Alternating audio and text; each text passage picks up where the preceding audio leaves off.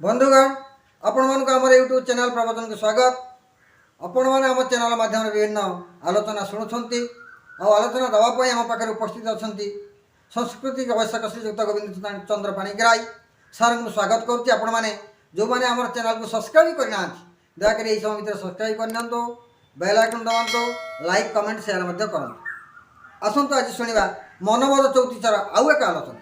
Sir आपको स्वागत धन्यवाद। सर आप आमको मनोबल चौतीसा कथा कहते आलोचना दौरान कवि भक्त चरण दासंकर जो सुंदर रचना तार प्रकृत तत्व आम पाखे पहुँचाऊँच। तेज आज गोटे पद मो मन भर आसी टे सन्देह दूर करदे। देहे पूरी तोर अशेष रोग दिन चारिकी सीना ए सुख भोग दंडे है कहीं तते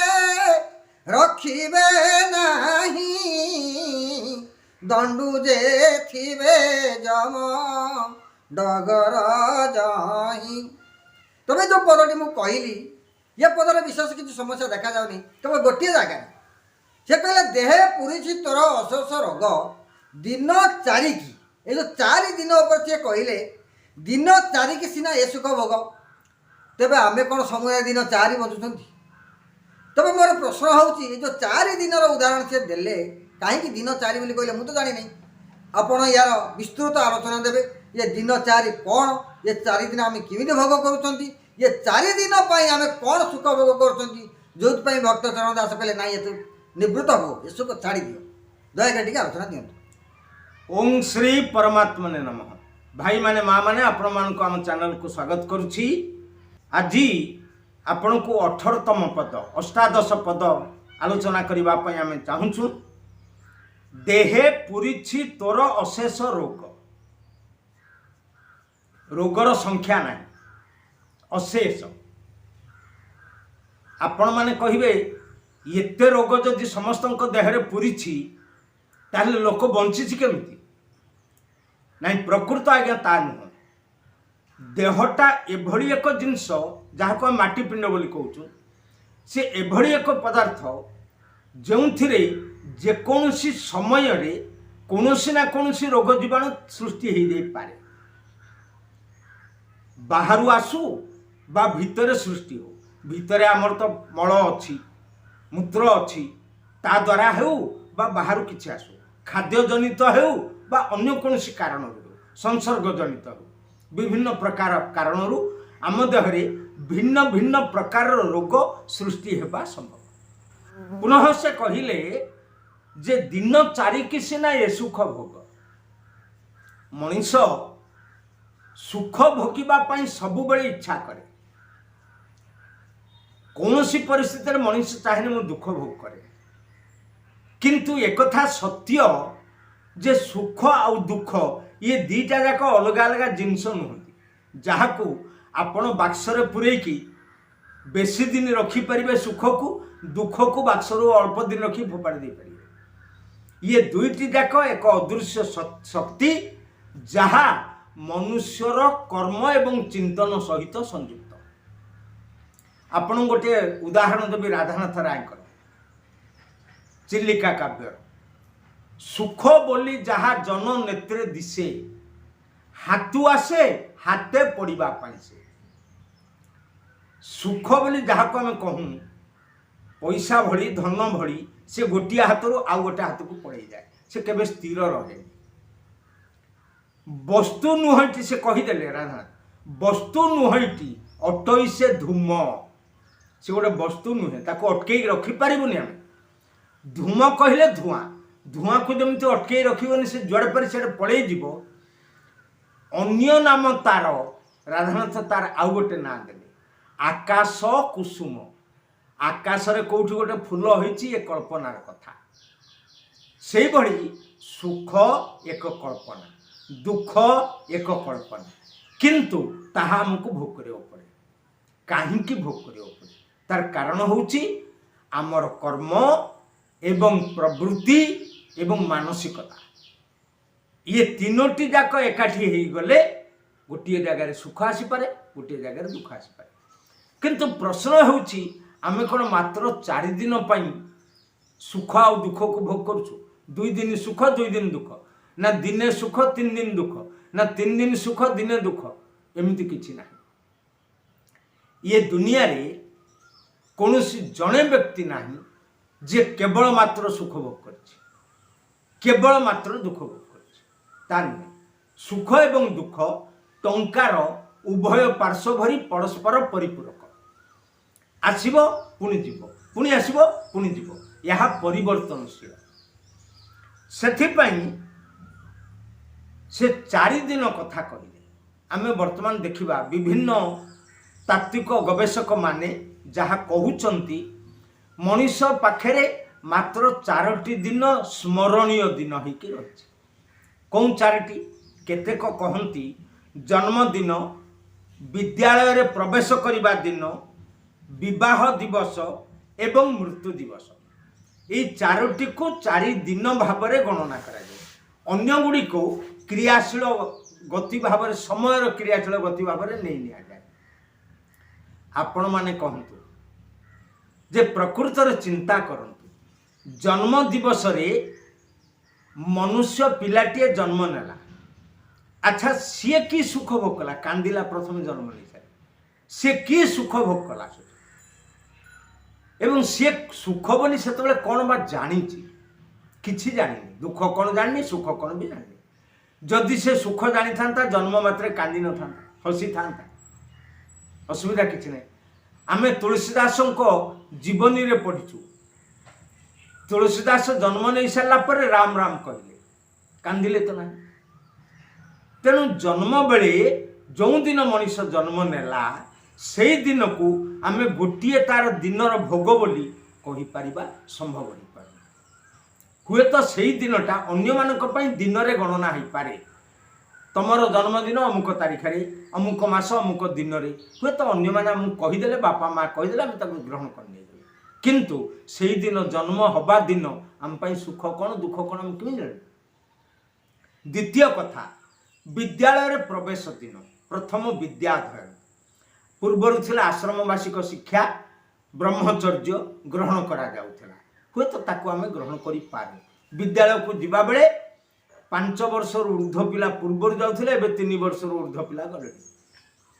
3 वर्ष ऊर्ध्व पिला तो विद्यालय को जाउ से किछि मन रखि परिबनी विद्यालय को दिन गला से मन रखि परिबनी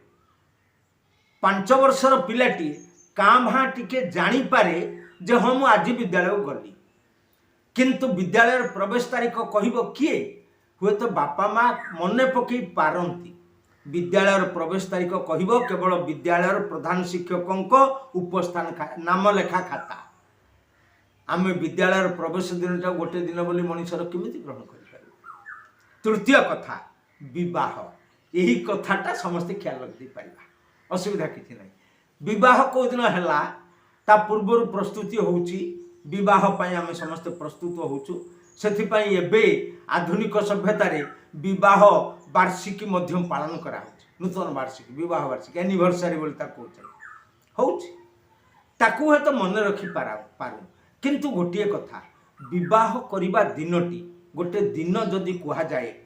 सेथिरे सुख भोग कोन प्रकृत रे संपूर्ण भाव में सबुठी समान होउची आपण मानकर मने थिबो 4 वर्ष तले बलांगीर रे जने पिला विवाह कला बेले जेतेबेले तांकर विवाह सरी जाइछि घरे आछंती कौड़ी खेल होउछि तांको आनी को उपहार दिया गला गोटे पार्सल से पार्सल टाको आग्रह रे खोली देला बेल को बम फुटला अवश्य यह ही पारे जे कां भा जनक क्षेत्र रे विवाह दिनटी दुखकर हो पारे अनेकों पई सुखकर बहु युवक युवती सुखकर ताको आम गोटे दिन ग्रहण करें एवं आउ गोटे कथा कह जाए जे जो दिन मनुष्यर मृत्यु है ताहा गोटे दिन अच्छा मनुष्य जे मरीगला से मरीगला आम तार दिन बोली ग्रहण करने किंतु जो लोकटी मला जो कहगला दिन 4 की सीना ए सुख भोग सी कि सुख पाइला मृत व्यक्ति मरीगला दिन जदि से गोटे दिन बोली जीवन में आम स्मरणीय दिन बोली भावु ये 4 दिन कथा केवल स्मरणीय दिन भाव में कहुच्छे आउ अन्य किसी नहीं ताको यदि स्मरणीय दिन हो जे मरीगला से स्मरण दिन तापाई सुख कौन है किसी है किंतु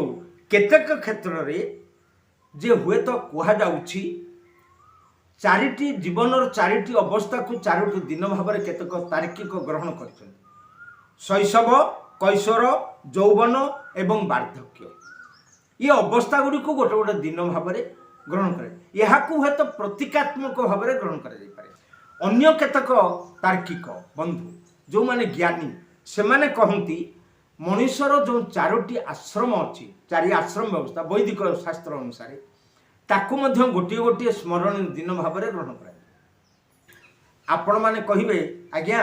आमे कौन समस्ते एवं जो